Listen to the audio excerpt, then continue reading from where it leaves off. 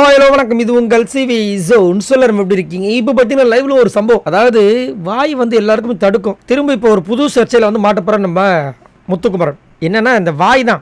வாய் இல்லைன்னா அவ்வளோதான். இவர் எப்பயுமே வழக்கமாக வந்து நார்மலாக பேசுகிற மாதிரி வந்து என்ன பண்ணிடுறாரு, அடக்கிக்கிட்டே வராப்பில் டப்புன்னு வாய விட்டுறாரு. யார் எது பேசுனாலும் பெருசாக வராது. ஆனால் இவர் எதாவது பேசுகிறாருன்னா மாட்டிப்பார். அந்த மாதிரி ஒரு விஷயம் தான் இப்போ வந்துட்டு நடந்திருக்கு. என்னென்னா மஞ்சரி, முத்துக்குமரன், ஜாக்லின், அப்புறம் நம்ம ரயான் 4 பேர் பேசிகிட்டு இருக்காங்க. இப்போ முத்துக்குமரன் வந்து டப்புன்னு ஜாக்லினை, நீ ஜாக்லினை பார்த்தியா டிவியில் எப்படி இருக்குன்னு? ஆமாம் இப்போ மச்சான் ரொம்ப ஒலியாகிட்ட, அப்போல்லாம் எப்படி சபி மாதிரி இருப்ப அப்படின்ற மாதிரி சொல்கிறாங்க. நேற்று இந்த பயண வீடியோ மாதிரி ஒன்று காமிச்சாங்க, டாஸ்க் வீடியோ. அதில் நம்ம ஜாக்லினை பார்த்தியா ஓன்ட்டாரு. ஓ உங்களுக்கே புரியும் நினைக்கிறேன் அந்த வார்த்தையை சொல்கிறாரு. அதாவது ஆத்தாடியோ அப்படி சொல்கிறதுக்கு ஓன்ட்டார். செம்ம சிரிப்பு. எல்லோரும் அப்படி நெஞ்சு பூச்சிட்டாங்க. நம்ம ஜாக்லின் நெஞ்சு பூச்சிட்டாங்க. ஐயோ டேய் அட பாவி அப்படின்ட்டு. எனக்கே நெஞ்சு பத்துறது.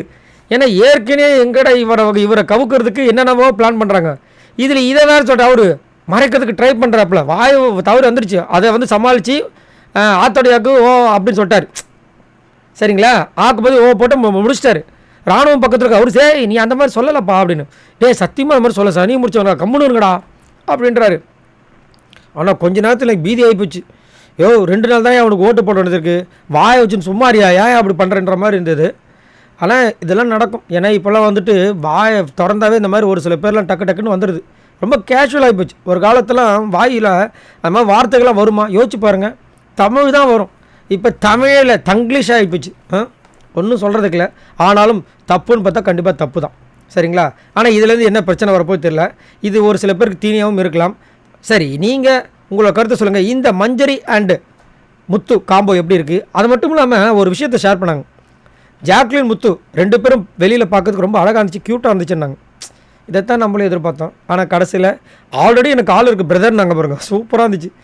பாவம் மனுஷன் அன்னைக்கு உடஞ்சவர் தான், இன்றைக்கு வரைக்கும் எந்திரிக்கலையே. அது சரி சரி, உங்களோட கருத்தை சொல்லுங்கள். உங்களுக்கு இந்த காம்போவில் மஞ்சரி ஜாக்லின் காம்போ பிடிச்சிருக்கா, இல்லை முத்துக்குமரன் மஞ்சரி காம்போ பிடிச்சிருக்கா, இல்லை மஞ்சரி ரயான் காம்போ பிடிச்சிருக்கா? மறக்காமல் கமெண்ட்ஸ் பண்ணுங்கள். பாய் நண்பர்களே.